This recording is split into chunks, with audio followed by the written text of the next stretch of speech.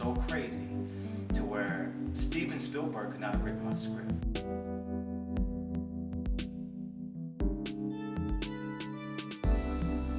That's when I decided to turn to the game that I fell in love with. I turned to the game of football to save my family. Montgomery, one of the best of the NFL, will punt. Turner is back. Good rush, just gets it off. A beautiful high kick. Turner at his own 19. Crosses the 30, still going. Turner's got some room. He's got one man.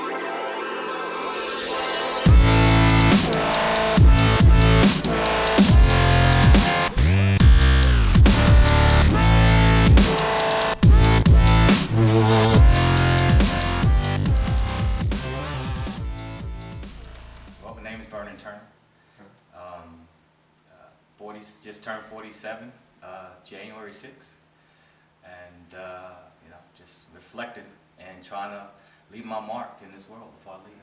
Well, from where I'm at now, I look back at my life and I just scratch my head on how I got to this point now. I mean, even thinking back when I was 5 years old, living in Bedford-Stuyvesant, Brooklyn. My mom was a severe drug addict. It was just my brother and myself at the time, and we were living at my grandmother's house. And it was something to where, that was my only life. That was all that I knew, was Bedford-Stuyvesant, Brooklyn back in the 70s. My mom, in addition to her drugs, she was really, she spiraled down. She was, out in the street, prostituting the whole nine. It was a tough gig, a tough life for her. I mean, you're talking about a woman that goes out in the street selling herself, and she meets a man, a client of hers, who saw something in her more than just a one night, and asked her to move to Staten Island, New York, which is predominantly Caucasian white, with 2 black kids and a black woman, and he saw something in this woman more than just what she was doing. And we abruptly, within a week, we were gone. And the thing of it was that it was such a shell shock for me, because I got abruptly moved. I didn't meet this man before until we moved. So you talk about a shell shock for a kid.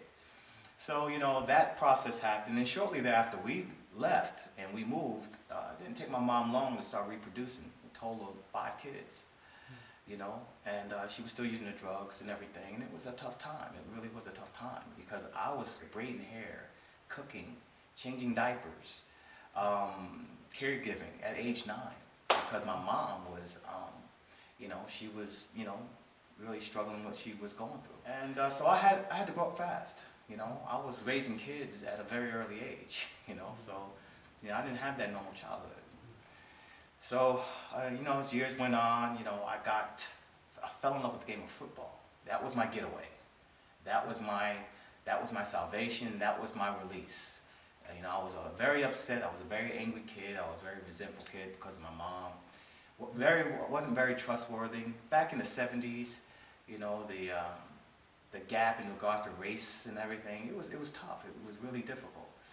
And so I had my issues with that, I got harassed, for years, being the only black kid in the neighborhood, Staten Island. So I had to struggle with that. And in addition to me not having that normal childhood, having to babysit and cook and clean and change diapers, braid hairs and stuff. I didn't have that normal childhood. I couldn't play like the other kids. I had to do it sparingly. So, but that game of football, that one game of football was my release. That was the thing that actually, I don't know, it just I turned into a different person. I was always a small kid. I was always the smallest in everything, man. I had no size whatsoever. But when it came to football, when I stepped on that field, I just turned into a different person. I played a little dude, like a James Cagney. I played angry, and it just carried over as the years went on. My freshman year in high school, I was really obsessed with the game of football. My mom knew that, and she used football to keep me in line, And it was really difficult. It really was, because I started resenting my mother even more, and the more she grounded me, and the more I resented her, the more I hated her, the more I started wishing her dead. I mean, it was something that looking back, I'll probably never forgive myself for, because of the sacrifices that this woman made. Back when she was 18 years old. I found this out when I was 11 years old. She was 18, and she was coming home from practice, band practice, and two guys grabbed her, drug up on the top of her roof, third man waiting, and they brutally, attacked her. They raped her, and they were going to throw her off that roof, and they didn't, because they heard someone coming. A couple of weeks later, she finds out she's pregnant. Shameful for me to admit, but I'm a product of that. I'm a product of that horrific time. And then there were times prior to me finding out how I was conceived, my mom would look at me with such cold eyes. Didn't know why. I didn't know why she would look at me. She would look through me sometimes. And it would be so bad that I would have to look away. It was that bad. And now it all came together that sometimes I was just a reminder of that dreadful night that occurred for her. But back in 1966, she made an unbelievable sacrifice, a decision to keep me. No one would have faulted her had she aborted me. No one would have faulted her had she given me up for adoption, but she kept me. So for that, with me, now speeding forward and thinking about those times when I wished this woman dead, and the sacrifices that she made for me to be on this earth. Man, I tell you what, I remember so vividly how, she grounded me, and it was to go to practice, whatever it was, but I was so angry at her. I ran to my room, and I got on my knees, man, and I prayed that she would go. I prayed. 72 hours. 72 hours later, she was gone. So, I'll never forgive myself for that. The sacrifice that woman made for me, and how I repay her by wishing her dead. So my goal and mission now is to leave a legacy that she will be proud of, looking down at me now. I want to leave a global mark. I want to impact as many lives as I possibly can before I leave this earth. So that's when I got the idea of my book, The Next Level of Game I Had to Play. And at first it was basically an apology letter to my mother and to my stepdad. He was an incredible man himself. I didn't realize how incredible he was until I actually started doing my research and finding out some of the things that he did for, all of us, I mean, what man is going to bring in a prostitute and two kids of a different race back in the 70s and raise them like he was his own? What man is going to try to take a woman and really try to straighten her out and help her, as far as getting off the drugs and everything? And I mean, what an incredible man. So, and I formed unnecessary resentment for so many years. He was the first man that took me to my first professional football game. He was a diehard Jets fan, and he took me to my first game when I was 10 years old, man. And that's when I fell in love with the game of football. And but I made sure that I never got close to this man because I just resented him, for so many stupid, ignorant reasons. I resented this man. It wasn't until my mom died and I saw how he reacted. I saw the way he was. I knew that he loved this woman. And that was the first time I called him Dad. And from that, we bonded that much more, but it was still, it was so many years gone that I let go. It wasn't until a couple of years of his life that he realized that I was, that he was appreciated by me, or that I loved him. So, I mean, I'm blessed for that. But that whole thing with my mom, I don't want anyone going through what I'm going through right now. It takes people like me who's gone through it and lived it, and now I have to share it. It's my responsibility now. Case in point, I coached a national high school football game, back in Tampa a couple weeks ago. And coaches had to get up and speak in front of 500 plus people. Parents, parents, the kids, everybody, big banquet. And my topic was my life story, family, loving and respecting your parents. And I told these kids, I said, just imagine. I said, I know there's a few of you out there right now that are upset with your parents, right? And they're sitting right next to you. You're really upset with them.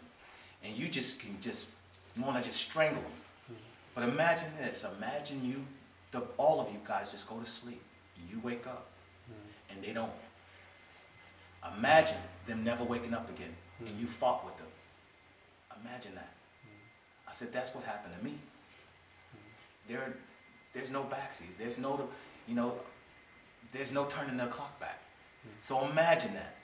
And then I told them that, all the sacrifices that your parents made, a lot of sacrifices that you're not even aware of, that they would die for you. Imagine another human being would die for you. Imagine that. That's the person that's sitting next to you right now. So those kids need to hear that raw truth, that raw reality, that they can be gone in a blink of an eye. And just know this out of the blue, let them know you love them. Let them know that you appreciate all the things they've done for you. So, those are the messages that I'm continuously sharing every time I wake up. I'm sharing it with somebody. I went to Curtis High School, Staten Island, New York. It's very diverse as far as the culture, ethnicity. I was very blessed. One of my biggest mentors in the world, my high school football coach, Fred Oliveri. He's my everything. I talk to him almost on a weekly basis today. And he's a huge part of the reason why I am the man I am today. That he taught me the 2 H's. You live by the 2 H's, BT. Be hungry and be humble.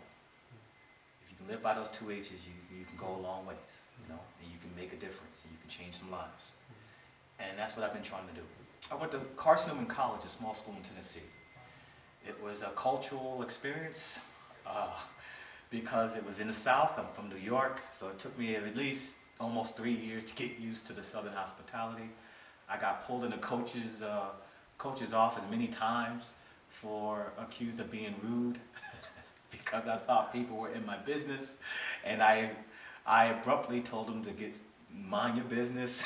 So it was a heck of an experience, but I tell you what, if I had the chance to turn back the clock and redo it and and I had an option to choose a different school, I wouldn't choose a different school, because there I captured my spiritual side, believing in God and the faith and the whole nine. I learned that at Carson College, and Coach Ken Sparks, he was an unbelievable man, and I tell you what, nothing's going to be handed to you in this world, but what's going to be given to you is opportunity.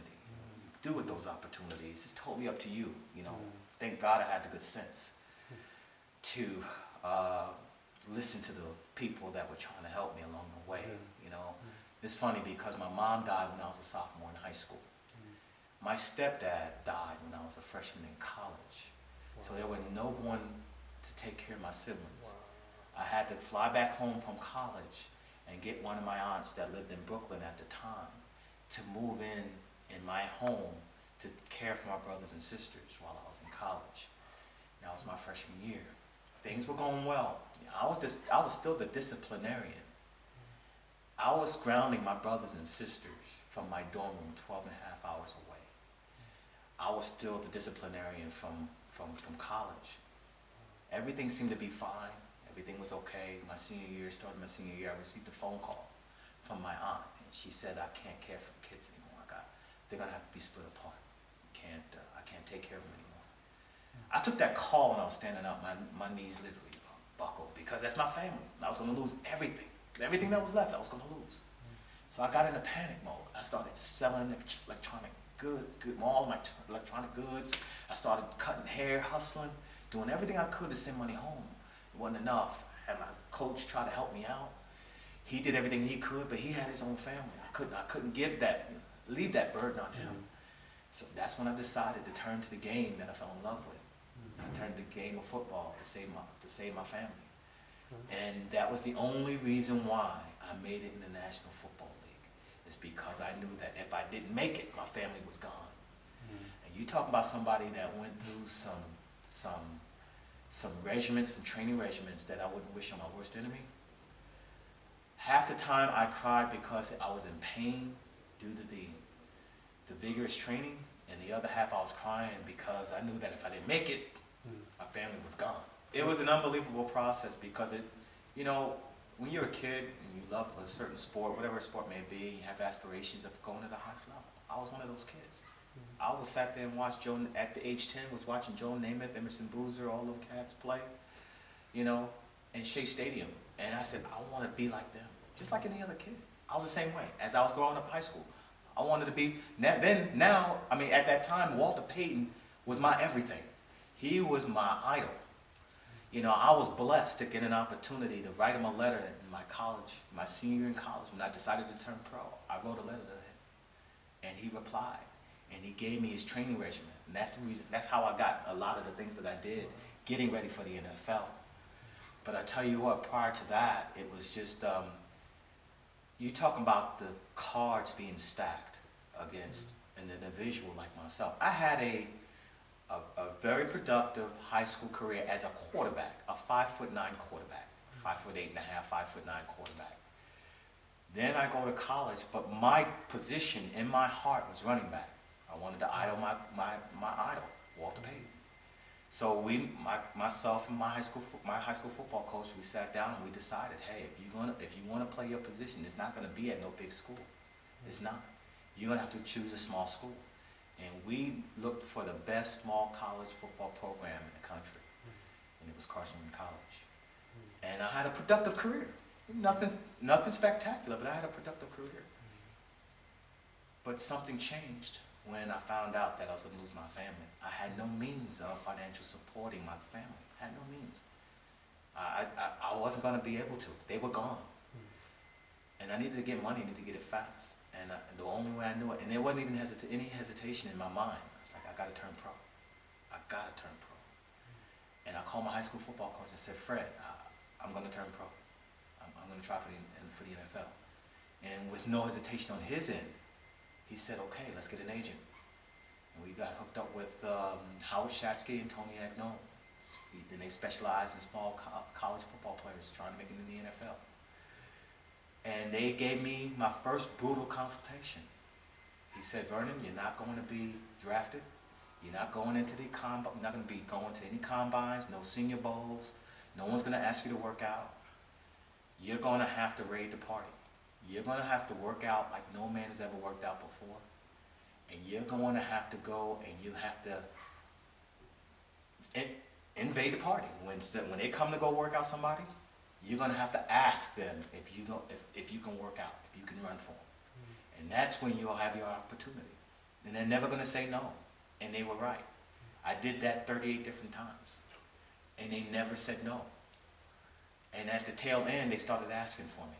Because I went from running 4.55s in the 40s to 4.33s, 4.32s in the 40. So then they started asking for me. And I built up a pretty decent enough reputation, but by the time draft time came, I didn't get drafted, but there were several teams that were interested in signing me after the draft, and I ended up signing with the Denver Broncos.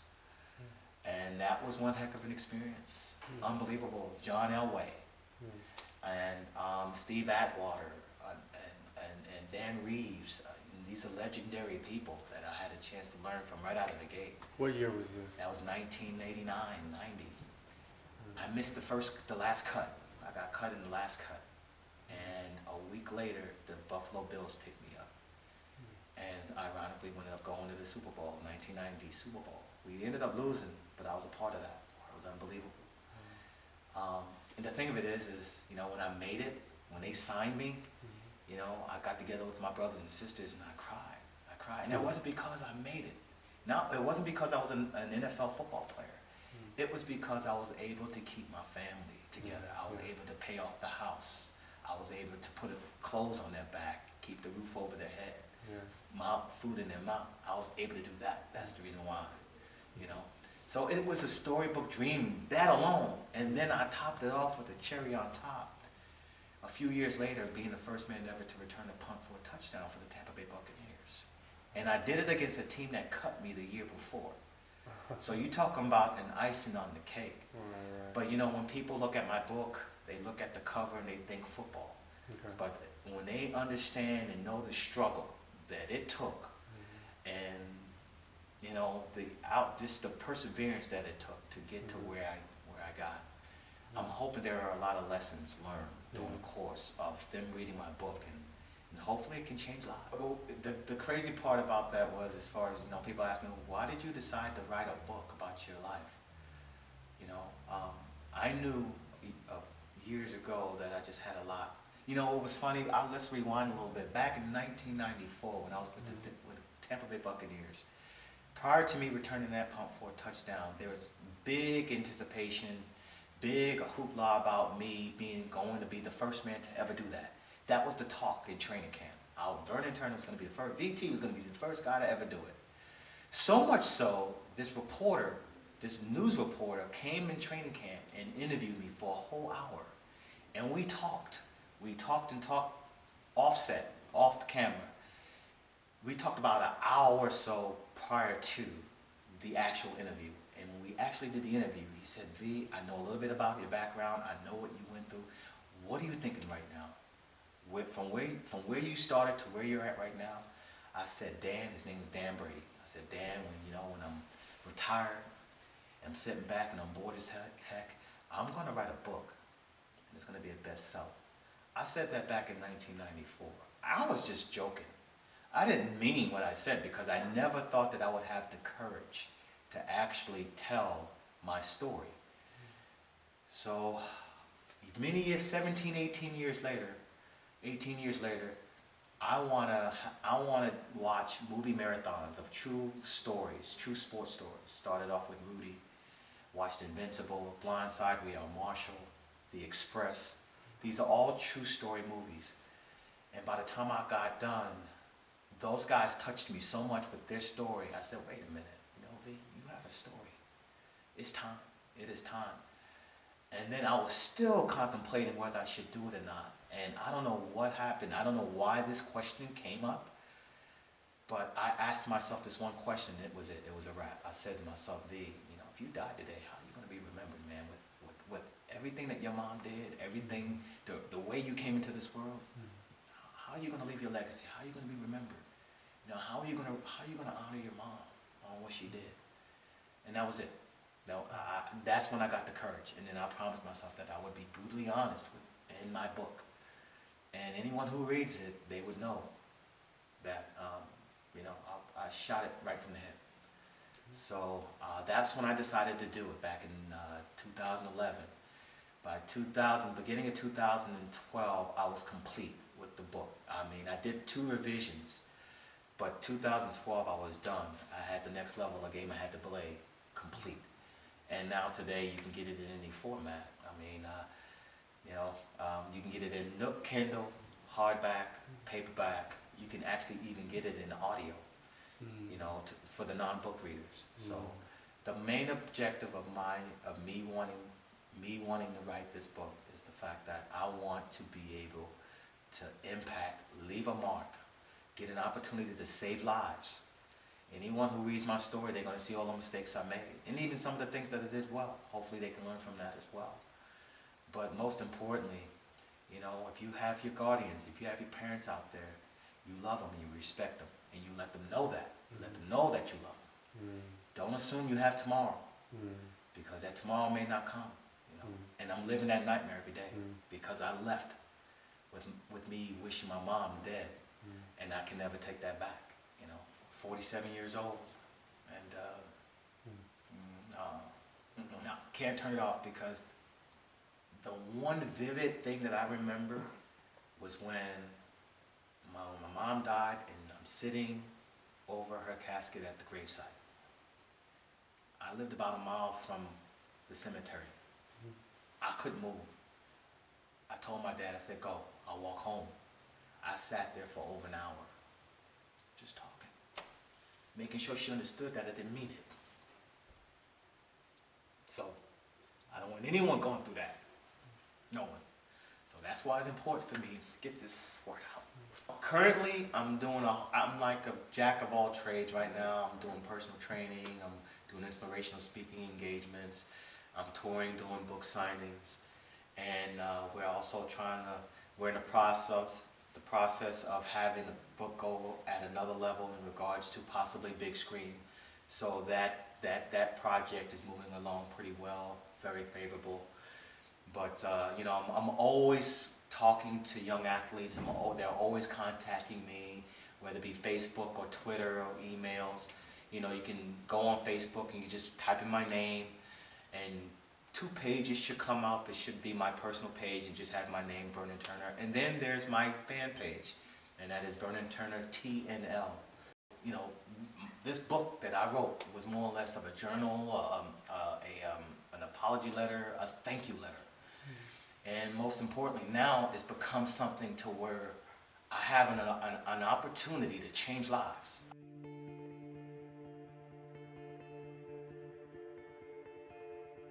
Someone asked me in regards to, do you have any key things that you can credit that to your success of what you're doing right now? And that gave me an idea of making my own commandments. It's called VT 10 Commandments. It's actually in the back of the book. And the first thing that came to my mind, the very first one, number 1, was show love and respect to your parents at all times, because they can be gone in the blink of an eye. And I'm living that every day. Number 2 is always outwork your opponent. If you've outworked your opponent, chances are you'll outplay him. And I truly believe that. If you put in that work, only good things is going to come out of that. Only good things. And then number 3 is focus on the weak part of your game to be more of a complete athlete. And you see these stars like Michael Jordan and LeBron James. They're always working on the weak part of their game, and that's the reason why they're so elite. Number 4 is never cut corners. If you start something, finish it. All the athletes have to pay their dues. Bottom line, you got to pay those dues. You got to suffer some adversity to get a good feeling of success. Number 5, the way you practice is the way you're going to play. If you develop bad habits at practice in preparing, chances are it'll carry over in the games, and I truly believe that. I used to, when I played in the National Football League, I was on a practice squad with the Buffalo Bills, and I used to go full speed all the time, and they used to get mad at me because I would sometimes make them look bad. But that's the only way I knew how to play. And that, I ended up playing 6 years in the National Football League and 3 years in NFL Europe because I had that mentality. Number 6 is always respect your opponent. Every good athlete loves to be underestimated. And I think that's the reason why I made it, is because when they looked at my stature, they underestimated me because they measured me by my stature. And they failed to measure me by my heart, because that's unmeasurable.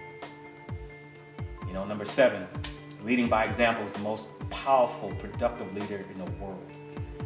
What you do speaks so well, no one needs to hear what you have to say. So if you're a really good leader, you're going to lead by example. You're going to lead by the things you do and say. So that's number 7. Number 8, always have respect and loyalty to your teammates, coaches, and program. And in that order. You have to build that rapport. You have to build that bond with your players, with your teammates. Your coaches, you have to build that trust, to where, everybody can work as one. And then that program, you're representing the program, making sure that you represent them the right way on the way you carry yourself on and off the football field. Your body is your temple. Stay shape at all times. You never know when your number is going to be called. Never do drugs. Never, ever do drugs. That's self-explanatory. I don't have to go any further with that. And the last one, number 10, is be an ambassador. Always represent yourself with class, on and off the field. Like it or not, you're a role model. And you are going to affect the youth, the young athletes that's watching you. a watch. You do everything you do and everything you say, you are being watched by these young athletes. So, and that is your opportunity to pay it forward. So, yeah, those are my 10 VT's 10 commandments. Looking back and everything that I've done, these are the 10 keys to my success.